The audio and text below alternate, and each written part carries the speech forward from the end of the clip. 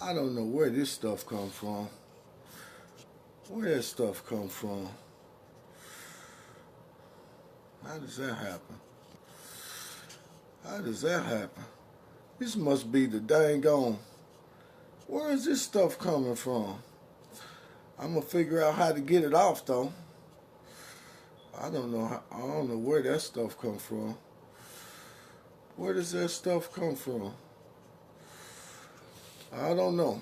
I'm gonna have to stop this video and go back because that seemed like it could pose to be a great. Does anybody know how to get this stuff off the phone? Because it's quite crazy to me. Close that. Okay. I got it off. All praises to the Most High Heavenly Father on this morning. I'd like to say to all of the brothers and sisters, I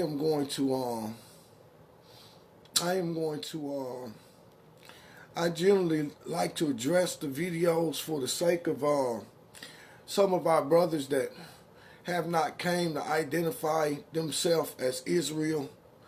You know what? I think that I believe that I am going to stop addressing in that manner because it's something about bringing brothers to that information that they don't receive the right thing. The brothers think that just because they come into truth and identify with who they are as a people from the standpoint of blood, it just sends our understanding and our mentality in completely the wrong direction. So we know that the Most High have created the earth, and his ultimate promise is that all men that are on the earth will one day repent and come to know him as the eternal Heavenly Father and the righteous judge of the earth. So I just simply want to say greetings on this morning to all of the brothers and sisters that are watching and viewing the video. That's just my mindset, but it's so important that I don't think I'm going to be able to. I have reasons why I don't want to continue to address like that. And I've been knowing for quite some time that the word Israelite, is not the genuine, authentic name. And I've been knowing for probably over 10 years that the name was Hebrew. But I use things that people can identify with. I believe that as every man seek the truth, the Most High will, by his Spirit, bring him into truths as he desires for him to learn it. And your learning will be according to the Most High's purpose. I think that many brothers and sisters are learning things at such a rapid pace that they are not getting the full understanding of the things that they're learning, and they're not learning how to live by them. It's like, okay, I'm skipping number 1, I'm skipping number 2, I'm skipping number 3, I'm going to land at number 5, but I ain't going to stay there long enough to be able to digest everything that's contained with number 5, so I'm going to keep on 7, 8, 9, 10, and when we get through with all of that, we find that we have not ingested many of the things that we're supposed to. And that is one of the reasons why we have great conflict out here. That's one of the reasons why it seems like our love for one another have decreased instead of when it should be increasing. So I want to deal with something that's in a simplistic form today. I also want to encourage brothers and sisters that that at some point you're going to have to start praying about things that the Most High and his Son is deeming for us in this 21st century. You're not going to be able to use the things that happen in the desert as a means to bring forth the Most High's righteousness in this 21st century. There's going to have to be some principles applied that will transcend your understanding from the desert places into this modern day. So we want to deal with a simplistic message, and then we're going to precept and go into a greater detail and understanding using book one, part 2 of the Essene Gospel of Peace. And we're going to read the story out of the book of Luke dealing with the prodigal son.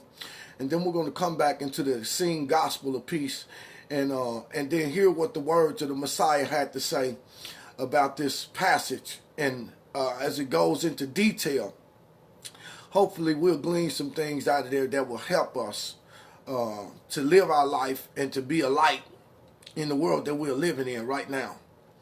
And so it don't matter about us knowing the historical things of heathenism, Thanksgiving, Christmas.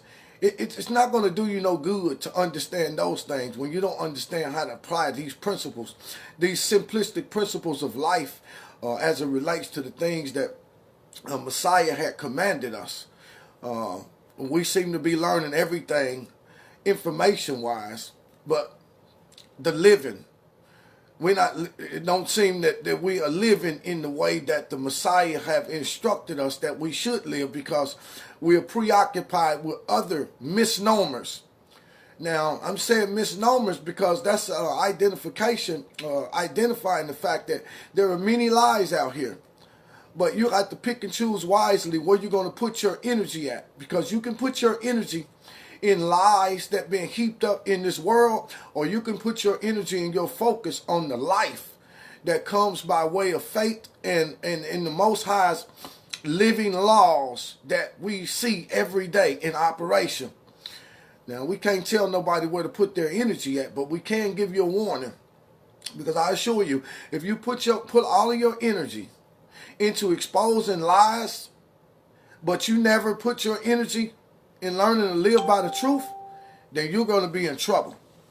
So let's take off reading, and then we'll pray that the Most High will allow His Spirit to go into the airwaves and do what only the Spirit can do. This begins at Luke chapter 15, beginning at verse 11. It says, and he said is the Messiah speaking to the disciples, a certain man had 2 sons, and the younger of them said unto his father, Father, give me the portion of goods that falleth unto me. And he divided unto them his living. And not many days after the younger son had gathered all together, he took his journey into a far country, and there he wasted his substance with riotous living. And when he had spent it all, there arose a mighty famine in the land, and he began to be in want. And he went and he joined himself to a citizen of that country, and he sent them into his fields to feed the swine. And he would fain have filled his belly with the husk that the swine did eat, and no man gave unto him. And when he came to himself, he said, how many of my father's hired servants have bread enough to spare, and I perish with hunger? I will arise and go to my father, and I will say unto him, Father, I have sinned against thee, against heaven and before thee. I am no more worthy to be called thy son. Make me as one of thy hired servants. And he arose and came to his father. But when he was yet a great way off, his father saw him and had compassion on him, and ran and fell on his neck and kissed him. And the son said unto him, Father, I have sinned against heaven and in thy sight, and I am no more worthy to be called thy son. But the father said unto his servants, bring forth the best robe, and put it on him, and put a ring on his hand, and shoes on his feet. I'm going to omit the part where it says, and bring the fatted calf and kill it, and let us eat. And the reason why I'm going to omit that, because those was customary things that our forefathers learned in their fallen nature. And as we go into greater detail dealing with this prodigal son through the words of Hamashiach, we're going to see that. Now, just because it's in the Bible, there is no different than these two things like go hand in hand, because they can be fought about simply because they are written in the pages of the Bible. There are two things in specific that you can have an argument with anybody in the Bible. One is the eating of flesh and blood, and the other is polygamous relationships. Simply because they can be found in the Bible, you can have an argument with anybody that can defend these things. So we don't put our energy in places where it's not productive. We're trying to get men to understand that through the work of the Messiah being murdered on our behalf, was coming back to reinstitute and put things in reverse and bring us back to the rightful place that the Father had us when he first created man in the garden and blessed them and told them to be fruitful and multiply. So I just wanted to interject that in there, and then we keep going. For this was my son who was dead and is alive again. He was lost and he is found. And they began to be merry. Now, here we see that the prodigal son was a young man, according to what is produced in the KJV. It tells you about a son that had just simply went into a place of rebellion against his father, had gotten his inheritance before he was time, had gotten the things before he understood how to use them. So if we precept that with the words of the so-called apostle in Galatians, where it says, I tell you the truth, that the servant, as long as he is an heir, you see, the son was an heir. He was an heir. He said, but I tell you the truth, the child, as long as he is an heir, he differs in no way from a servant. How many of my father's house, how many of my father's hired servants had bread enough to spare? You see, you had the son in the house who was an heir, and then you had the father's servants. So here you see the line of distinction that's drawn. The father had given the child who was an heir his portions of goods before he understood how to use them. So precepting the words of the so-called apostle out of the book of Galatians 4th chapter. Now I say that the heir, as long as he is a child, differs in no way from a servant, even though he be Lord over everything. You see, the son was supposed to be Lord over the father's heritage. But the son demanded that the father give him his goods before his time and before he learned how to use them. So he squandered everything because he was a child in his understanding. And many of the brothers have to understand that when people come in to correct you, sometimes you get a rebuke or people come in to edify you. It's not because they don't like you. It's not because they're against you. It's not because they're antagonizing you. It's simply because they understand that you as a child need to bring yourself up under tutors and governors until the appointed time of the Father. When you learn how to use what it is that the Most High have given you, then the Most High releases you the same way that the Father would have released all of his wealth and everything to his son. But his son wanted everything before it was time. He didn't want to learn how to use nothing. And many of the brothers fall into this category right now. You want everything right now. You want to be able to understand the scripture like somebody that been walking in it, that been praying about it, that been having a relationship, that been going through persecution and experiencing troubles in this life. You want all of the wisdom that they have. You want it yesterday. And many of you are saying, as you go into all of these different books and trying to glean with the concordances and all of that and trying to teach people, you're saying the same thing. Give me my portion. Give me my portion right now. But when you get the word of the Most High in your hand, you go out and you squander it and you beat people down with it and you make rifts and you separate your family and then you got people don't want you around and all of this.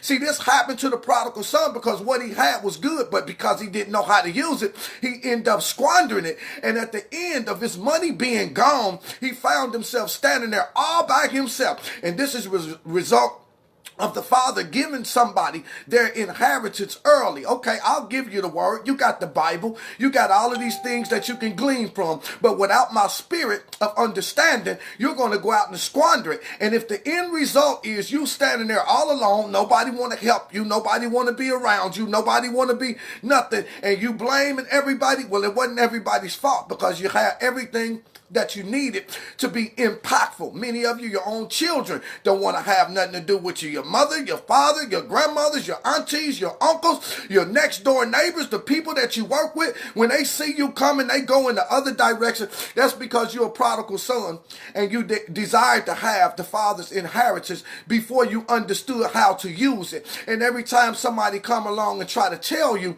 how you're going to use the word of the Most High, you think that everybody is against you, or somebody, I'm uncompromising, I'm all that. These are some simplistic principles of dealing with the prodigal and what it is, what it means to be a prodigal. When you take the father's inheritance and you don't understand how to use it, then you squander it. And eventually you'll be left in the hog's pen, and the hog's pen is a place of desolation because nobody wanted to be in the hog's pen, and you definitely won't find your brothers and sisters in the hog's pen because the hog's pen was forbidden for an Israelite to even go near. But you can find yourself in some places that you never had no idea that you was going to be in simply because you was prodigal. And let me tell you something, brothers. I don't care how much scripture you know. I don't care how many people you think follow you. I don't care how many Facebook friends that you have. If you take the word of the Most High and you begin to squander it, he will take it all away from you. Just the same way that the prodigal son lost all of his money when the father gave him his inheritance because he was too impatient. He didn't want to go through the process of going through uncomfortable circumstances. He didn't want to go through the process of being broken in two. He didn't want to go through the process of having a broken heart and a contrite spirit. He didn't want to go through the process of weeping in the night so that joy could spring forth in the morning. He didn't want to go through the uncomfortable process of being persecuted for the Most High's righteousness as he tried to stand in the world. He didn't want to go through those things. So when those things start happening, instead of him humbling himself and rejoicing and being exceedingly glad, he started fighting with everybody and making a rush with everybody and trying to prove that he was right with everybody and all of that. And the whole while he was using his inheritance to do it. Little did he know that the Most High was causing this inheritance to be squandered. And many of our young brothers, that's why I just pray for them, because as the Most High takes their inheritance from them and puts a blockade on their understanding, they will eventually find themselves in a place of brokenness and come to the senses that I will get up. I will come to my senses when I come to myself, and I realize that it's not everybody else's fault. It's not everybody else's fault that's celebrating Christmas. It's my fault because I shouldn't be focused on what everybody else doing. I should be focused on how it is that I'm supposed to handle what it is that the Most High had given me. It will not be everybody else's fault that they going to church, that they in Christianity. It will be my fault because I am taking what the Most High have given me to enhance and bring my life to a place of maturity, and I am squandering it, spewing it amongst people that don't have eyes to see and ears to hear, failing to understand that the same way I have an inheritance in the Most High, my brothers have an inheritance in the Most High as well, and at the appointed time of the Father, they will receive the same thing that the Most High had given me if they are truly his sons. So he said, how many of my fathers, hired servants, have bread enough to spare, and I'm his son, and I'm perishing? Well, you look at the condition of many of our brothers are in this condition right now. Even though we might be on Facebook, many of them could be in leadership. Many of them could have congregations. Many of them could have people following them. But we know what the scripture says. Whatsoever things that they bid you, that observe and do, but do not do as they do. For they say, do, but do it not. They bind heavy burdens and grievous to be borne and lay them upon men's shoulder, but they themselves will not lift them with one finger. These are the people that are in leadership that have an outward appearance as though they are the sons of the Most High, but really they're in the hog's pen of life because they are saying within themselves, how many of my father's hired servants have bread enough to spare? When you're really a child of the Most High, you have been released from every ounce of worry in this world. You know that you don't have to worry because you are in the house, and in the house you find the Father's provision. As a child, you find the father's provision automatically. But outside of the house, you have the promise of the father's inheritance. So those that are genuinely the father's children, they don't have no worries. They are released from the cares of this world. But the one could be out there in front and be in the hog's pen, because he is one that will tell the people what to do. Yet he himself have not learned how to live by what it is that he is telling other people. And so he'll have to go into a place of pretension to come out and pretend before people that he have it all together. But really on the inside, spiritually, he is bankrupt. And he looks at the brothers and sisters that in his arrogant mindset are beneath him, but he realizes not that it is him that is naked and wretched. For the Messiah spoke these things in the book of Revelations. Thou sayest that thou art rich and thou have no need for anything, but little do thou know that thou art naked and wretched. So this is the prodigal. Now, what we're going to do is we're going to go into detail, because what we want brothers and sisters to understand is that there is a level of corruption with the KJV, as it is a level of corruption with all type of other things. That is why so many things have been taken out. You don't get no full comprehension of the words of the Messiah when you can't find him speaking. You see? These pieces, these little blocks and pieces that we find within the framework of the 66 are little minute speckles of things that the Messiah has spoke that come by way of secondhand information from somebody that was a witness of the things that he spoke. But when we start dealing with some of the outside texts and outside books like the Essene Gospel of Peace, which is far older than anything that any of us possess in this modern day time, which was written immediately in the Hebrew language and then translated into the Greek, and then was not translated and published until the 20th century. So just because something was published doesn't mean that that's when it was produced. You see, because to publish something is mean that it is breaking down, it is translated, and then it is published, mean it is put in book form and put in print, and then it is dispersed. But when something is published don't mean that that's when it was. That's when it was created.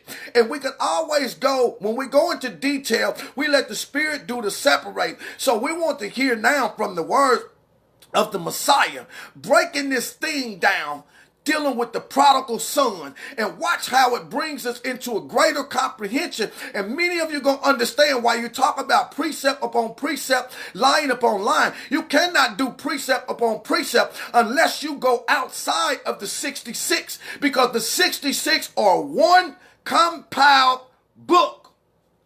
So you ain't going to be running back and forth within the framework of the 66 talking about that's precept upon precept. No, when you start dealing with precept upon precept, you're going to have to go to outside sources, something other than what's in the 66. That becomes your way of precepting and your way of bringing fullness to the scripture. And contrary to what nobody say, we'll let the word speak for itself, and we'll let the Spirit carry the word to those that are able to receive it. So we're dealing with the prodigal son now, and we're going to find out exactly what it means to be the prodigal son, because the breakdown just simply make you think that a son just made a little small mistake and then squandered his stuff, and then when he got good and ready, he just decided to go to his father, and then his father was happy and brought him back in. But see, it don't happen like that. It happened like that in the book, but show me somebody that'll happen like that in your life. Because when a man squanders his wealth in this life and lose all his friends and everything else, he don't just get up and go back where he came and then find the blessing just waiting on him. Because many of the people that you done stepped on along the way won't ever have anything to do with you again. So you don't get the full understanding of what this thing is dealing with, like the church made it seem. Oh, all you got to do is just ask Jesus for forgiveness and get up. And the Most High, where you got up off the floor asking Jesus for forgiveness, and you still don't have money to pay your light bill. You still can't buy a car. You still having struggles putting food in the icebox. You still have broken relationships. You still have people that ain't forgiving you. You still have all of this damage that is done. So you ain't got the full understanding of what it means to be a prodigal. So let's go. And Yeshua spoke to them in parables. You are like the prodigal son, who for many years you did eat and drink, and passed his days in riotous and lechery with his friends. And every week, without his father's knowledge, he incurred new debts, and he squandered all in a few days. And the money lenders always lent to him, because his father possessed great riches, and he always paid patiently the debts of his son. And in vain did he with fair words admonish his son, for he never listened to the admonitions of his father, who besought him in vain that he would give up his debaucheries, which had no end, and that he would go into his fields to watch over the labors of his servants.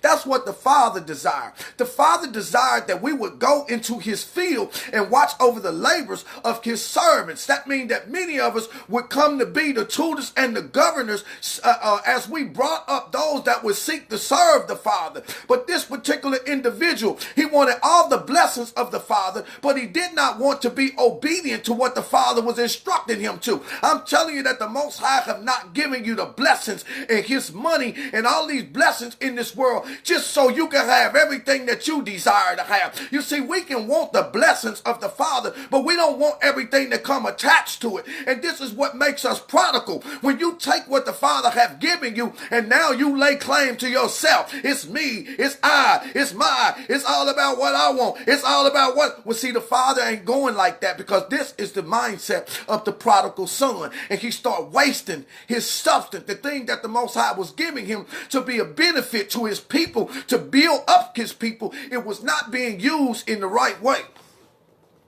And the Father kept on pleading with him to do the right thing. You want to stay in the far country. I'm giving you this stuff so that you can stay in the field and be a blessing to my house. The Father giving it to us so we can stay in the field and be a blessing to his kingdom. Howbeit that we want to be on TV with the Hollywood stars. We want to go here or there speaking his name, but we want fame and glory that people are doing in the world. We don't want to deal with the servants. We don't want to deal with the poor man. We don't want to deal with them that are broken, them that don't have nothing. But those are the people that's in the Father's vineyard. This is the prodigal son. And the son always promised him everything if he would pay his debts. But on the next day, he began again. How many of us do this? We all, soon as we cry, oh, Father, please have mercy. If you get me up out of this, I never do. I do right now. I do right now. As soon as he get us up, it's the very next day. It's like being on drugs. It's like being on drugs. You get so high one day, I know, because I've been there. It's been a major part of my life throughout the years. You get high, you be so high, you beg the Father to have mercy upon you. You're drunk, you beg the Father to have mercy on you. You're rebellious, you beg the Father to have mercy. You beg the Father to have mercy on you. You see? As soon as he do, we right back. Doing the same thing. I said I wasn't going to do it no more, but here I am right back again doing the same identical thing. This went on continuously.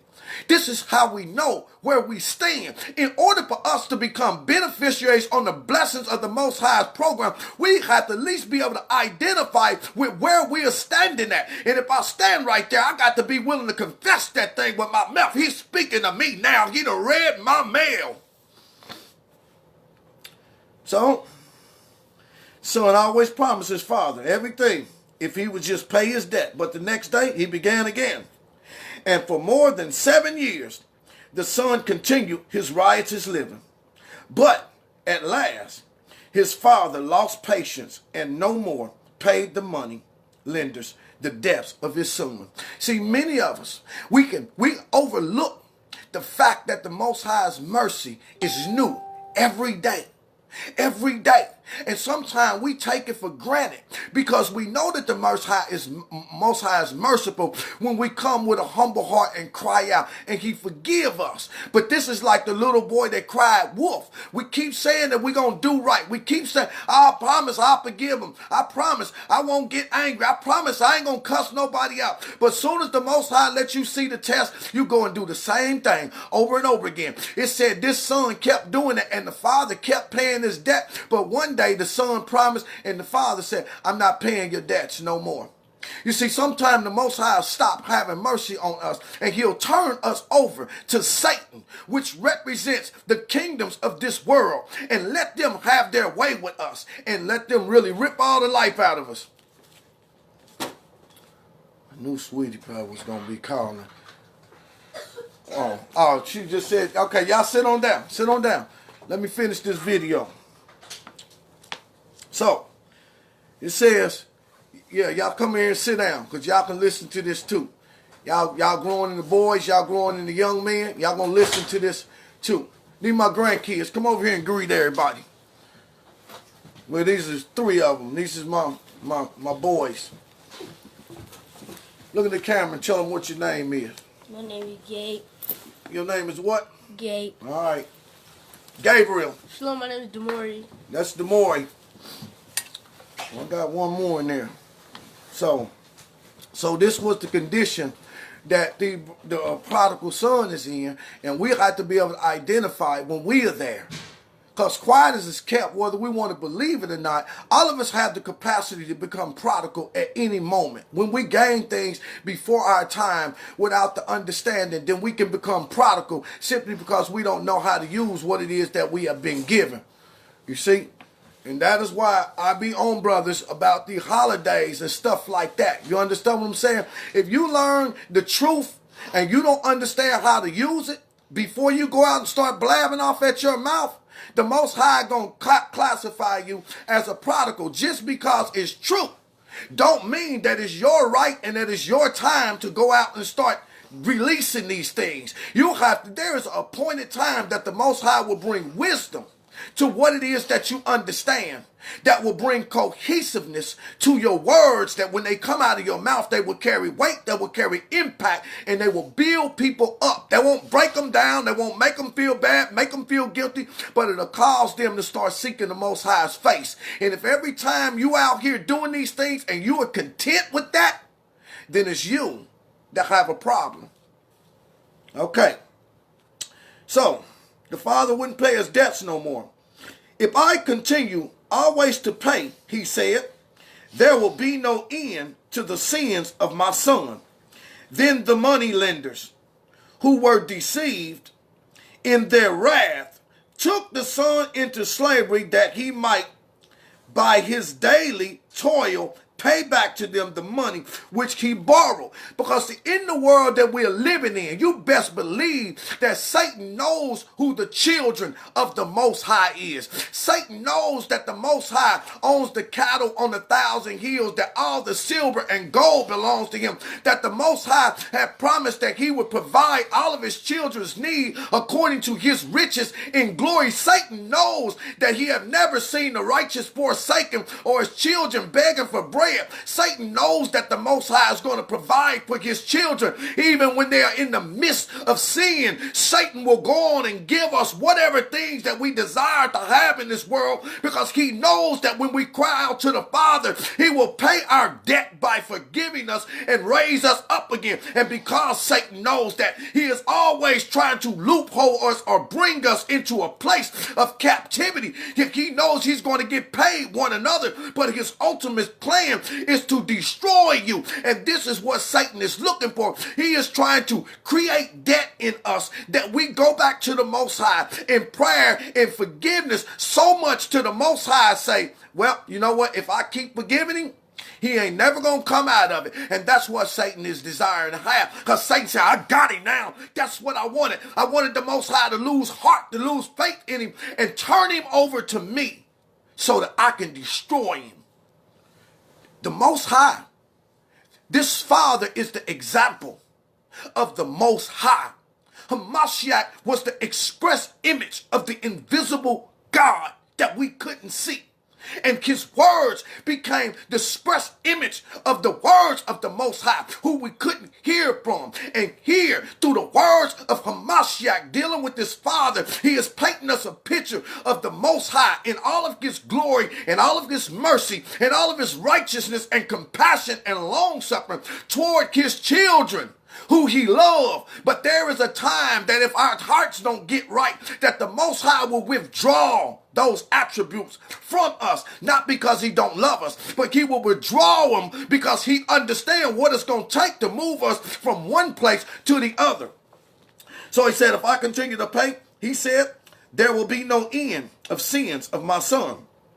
Then the moneylenders who were deceived in their wrath took the son in slavery that he might toil and pay them back the money which he had borrowed. See, there was a group of people.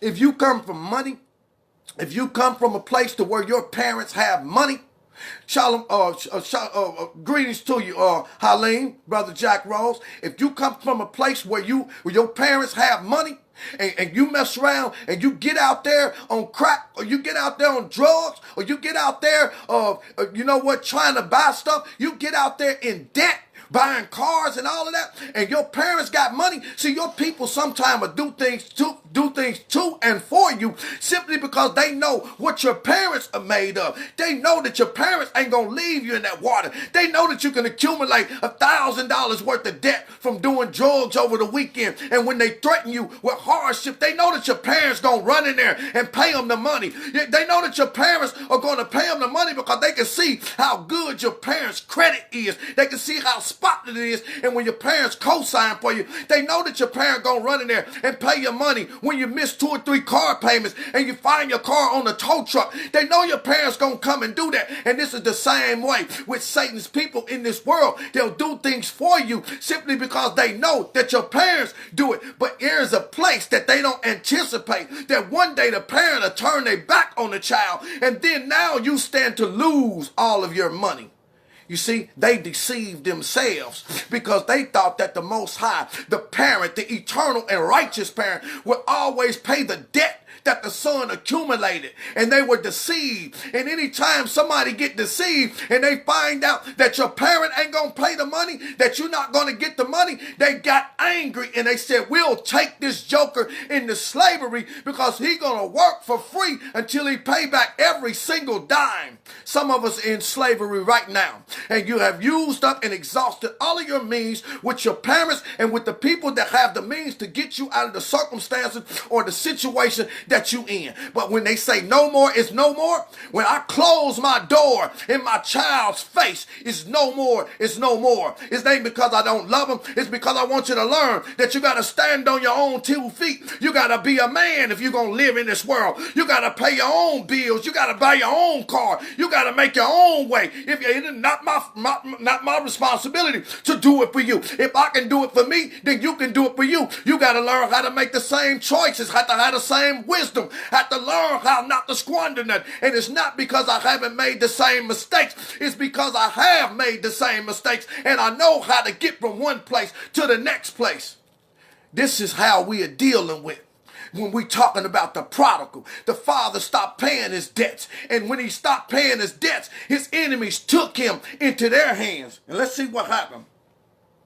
It said, and then cease the eating and the drinking and the daily excesses. See, when you go into the hands of the enemy and nobody is no longer coming to your rescue, you'll be surprised. You'll be surprised how many brothers out on watch that had major money, that rode in the nicest car, had the finest women, went to prison, got out, went and got on the same drug. You'll be surprised how many we seen come up and come down, only never to rise again, died in that condition because they didn't know not the Father. They spent so much time squandering their wealth, they never looked back at the one that could bring them out of the hog's pen when they would end up there. There have been many. There have been many. And that's why I thank the Most High. That's why I wake up thanking the Most High on a daily basis, because all of the places that our brothers have been, I was right there with them. Right there with them in the dope house. Right there with them with the joint in my mouth. Right there with them in the nightclub. Right there with them with all the women. Right there with them with adultery and debauchery. I was right there with them with every form of wickedness in life that you could come to think of. But it was one thing that gave me an advantage. I grew up understanding that there was limits and boundaries to the things that the Most High's children could go through, because there was a time that the Most High would turn his back on you. And as long as we understood whose child we was, that when we got in trouble, we was able to go back and say, Father, forgive me. Father, have mercy upon me. Raise me up from this terrible place. That is where some of us is at. Some of our brothers are going to be destroyed because they're without that information. We're talking about being a prodigal son. Those that get destroyed were never sons. You see, they were part of the enemy's henchmen that had been assigned to you to keep you in a place that was no good for you. And many of you right now ain't been able to release yourself from people that keep you in a place that is no good for you. They stop you from doing the will of the Most High. They mock the Father when you come around. I don't want to hear that Bible stuff. I don't want to hear that Christian stuff. I don't come around me with all that righteousness. Don't come around me with all that righteousness. And they keep you from serving the will of the Father. But you got to know when to part ways with people. Because the prodigal, he didn't know. He didn't part ways with the people. They brought him into a place of servitude. And then his eating of the crab legs and the lobster and the steak. His days, I just used the neighborhood that I come in. His days of going to Red Lobster was over. His days of kicking it at the Epicurean and at the nightclub. His days of going to Club 31 and all that was over. His days of getting a double shot of Hennessy or drinking some XO Remy Martin, they was over. You'd be surprised at the brothers that we know that can come in the club and say, give me a double shot of Remy XO and give all my partners here a drink. Buy them what they want. They'll buy the whole bar in a minute. His days was over. His days was over. So, his days of eating and drinking was over. See, why I had brothers in Kansas City, Missouri, that now begin to come to the channel and visit every now and then. They can fully comprehend. Because we're still dealing with brothers that we come up with. You understand what I'm saying? We know the brothers that these things happen to. We knew the ones that rise. We knew the ones that fail. But there still was a level of us that had been upheld simply because we had something. We knew something. It wasn't because we was no better. It was because we knew something that kept us in a place to where, you know what? Hog pen or no hog pen. I got myself here, Most High, but I can't get out unless you get me out. Now, it says, from morning until night by the sweat of his face he watered the fields, and all of the limbs ate with the unaccustomed labor. And he lived upon dry land, dry bread, and had not but his tears, which he could water it. And 3 days after he suffered much from the heat and the weariness, he said to his master, I can work no more, for all of my limbs do ache. How long would you torment me? Till the day when by the labor of your hands pay me all my debt. And when 7 years are past, you will be free. And the desperate son answered and weeping, but I cannot bear so much as 7 days. Have pity on me, for all of my limbs do burn and ache. And the wicked creditor cried out, press on with the work. If you could for 7 years spend your days and your nights in riotousness, now must you work for 7 years. I will not forgive you till you pay back your debts to the uttermost drachma. And the son, with his limbs racked with pain, went back, despairing, to the fields to continue his work. Already he could hardly stand up on his feet because of his weariness and of the pains. When the 7th day was come, the Sabbath, which no man worked in the field, then the son gathered the remnant of his strength and staggered to the house of his father. And he cast himself down at his father's feet and said, Father, I believe me for the last time. I will forgive for the last time and forgive me of my offenses against you. I will swear to you that I will never again live riotous, and that I will be your obedient son in all things. Free me from the hands of the oppressors, Father. Look upon me, upon my sick limbs, and harden not your heart.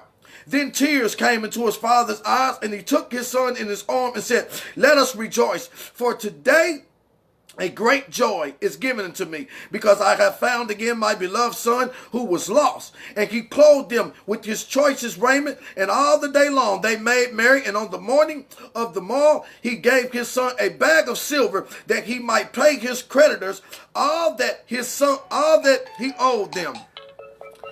Why do they keep calling me? That he'll pay him all his son owed him. And when his son came back, he said to him, my son, do you see that it is easy through riotous living to incur debts? For do you see that it's easy through riotous living to incur debts for 7 years, but their payment is difficult by the heavy labor of the 7 years? The father is indeed hard to pay them, even for 7 days. And the father admonished him, saying, for this once alone has it been permitted. You pay the debts in 7 days instead of 7 years. The rest is forgiven you. But take heed that the time to come you do not incur more debts. For I tell you truly that none else but your Father forgives you of your debts, because you are his son. For with all else you will have had a labor hard for 7 years, as is commanded in our laws. My Father, I will henceforth be your loving and obedient son, and I will not anymore incur debts, for I know that their payment is hard. And he went into his father's field, and he watched every day over the work of his father's labors, and he never made his laborers work hard.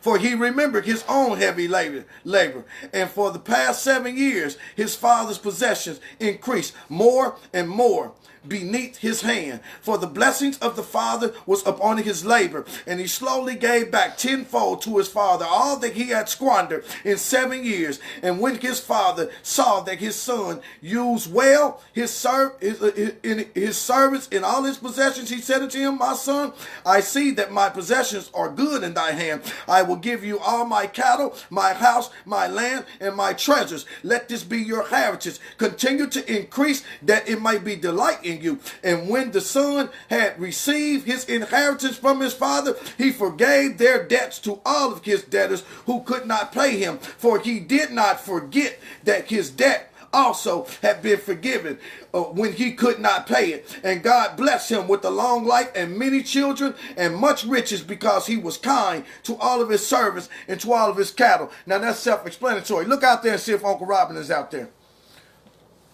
That's self-explanatory.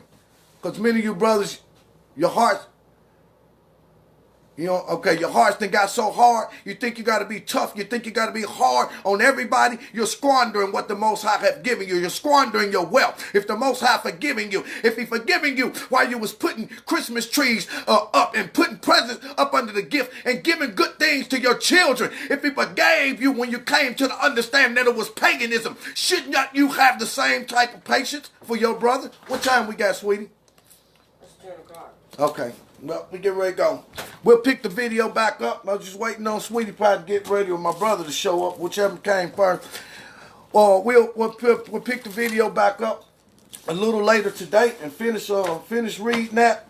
But something for some of you brothers and sisters to think about. All praise to the Most High.